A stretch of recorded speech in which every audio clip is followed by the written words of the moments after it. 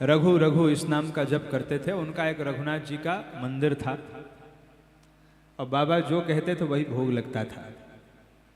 रोज शाम को भोग लगता था।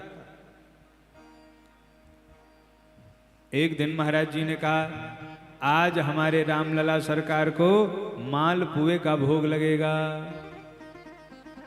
बोलो राधे राधे और जोर से।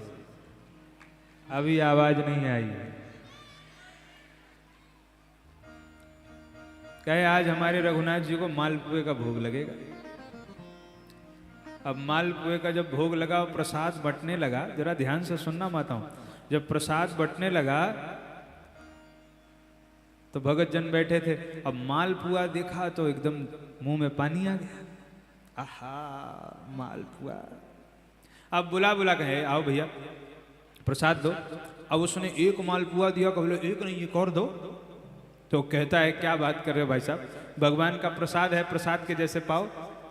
तो कहते क्या है, सुनो प्रसाद जितना ही पाओ उतना ही कम है, और लाओ दो हमको दो। दो खाए तीन खाए, पूरा मालपुआ खत्म। अब संत की मौज। एक दिन संत को न जाने क्या भाव आया, उन्होंने कहा आज हमारे रामलला सरकार को कच्चे करेले का भोग लगेगा। अब बोले संत की आज्ञा क्या करोगे, कच्चे करेले का भोग लगा। और जब प्रसाद करेले का बंटने को आया तो जो लोग कल 3-3 बार मांग रहे थे वो कह रहे बस जरा सा भाई साहब, जरा सा देना, इतना सा देना। तो उसको याद था कल इसने 3 बार मांगा था, तो उसने कहा क्यों, कल तो 3 बार मांगे थे और आज कह रहे हो जरा सा। कहता है प्रसाद की महिमा नहीं जानते हो तुम, प्रसाद का तो एक कण भी कल्याण कर देता है, प्रसाद का अपमान कर रहे हो। तो ये जो हम लोग अपने अनुसार व्याख्या कर लेते हैं, इससे कुछ होने वाला नहीं है। ये वास्तविकता यह है कि हम जिह्वा के स्वाद को ही प्रसाद का नाम दे रहे हैं, और जब तक जिह्वा के स्वाद के चक्कर में पड़े रहे तब तक भगवान मीठे लगने वाले नहीं है।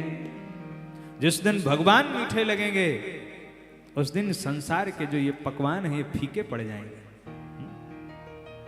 जो मोहि राम लागते मीठे, तव नवरस खटरस रस अनरस, वह जाते सब सीठे।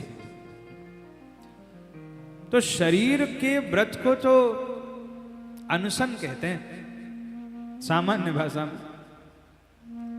कहीं ऐसा तो नहीं है कि हम लोग अनशन को ही व्रत मान बैठे हैं, आज हम भोजन नहीं करेंगे। माताओं ये पूर्ण व्रत नहीं है। पूर्ण व्रत यह है, उपवास किसे कहते हैं, उप समीपे वासः, भगवान के पास रहने को उपवास कहते हैं। सच्चा उपवास क्या है, बोले शरीर में हम अन्न नहीं खाएंगे, ये शरीर का व्रत है, पर मन हमारा प्रसन्न रहेगा, ये मन का व्रत है। गीता में भगवान कहते हैं मन का व्रत है, मनः प्रसादः सौम्यत्वम प्रसन्नता। इसलिए जिस दिन एकादशी का व्रत करो उस दिन ये भी व्रत करो कि आज 24 घंटे हम प्रसन्न रहेंगे, आज न किसी को कटुवचन कहेंगे और न किसी की बात को अपने दिल पर लेंगे, प्रसन्न रहो। ये मन का व्रत है। वाणी का व्रत क्या है, अनुद्वेग करम वाक्यम, आज हम मीठा बोलेंगे, आज हमारा व्रत है तो आज हम किसी से कटु वाक्य नहीं बोलेंगे। ये सब जब व्रत करते हैं तब जाकर के हमारा व्रत सार्थक होता है। और हम लोग केवल शरीर का व्रत कर लेते हैं, और उस पर भी आजकल तो इतने व्यंजन बनते हैं, कुट्टू की कचौड़ी, नाना प्रकार के जो है पकवान, इतना खा पी के एक पाव घी खा करके कह दिया आज हमारा व्रत है। बोलो राधे राधे। एक एक थाली भर भर के खाएं और आज हमारा व्रत है, आज हम भोजन नहीं करेंगे। अब भगवान जाने जिस दिन व्यक्ति व्रत रहता है उस दिन उसको और भूख लगती है। हाँ, इसलिए व्रत, सच्चा व्रत वही है जहां हमारा शरीर भी व्रत करे, हमारी इंद्रियां भी व्रत करें। उस दिन आप निर्णय लीजिए कि आज हम आंखों से गलत दृश्य नहीं देखेंगे, आज हम केवल अपने ठाकुर जी को निहारेंगे। आज हम कानों से किसी की निंदा नहीं सुनेंगे, आज हम कानों से केवल हरि का नाम सुनेंगे।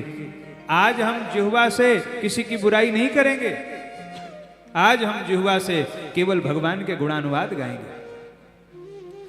इंद्रियां भी तप करें, मन भी व्रत करे, आज हम प्रसन्न रहेंगे।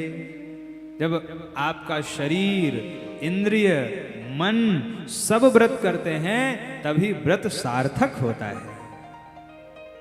बोले भक्त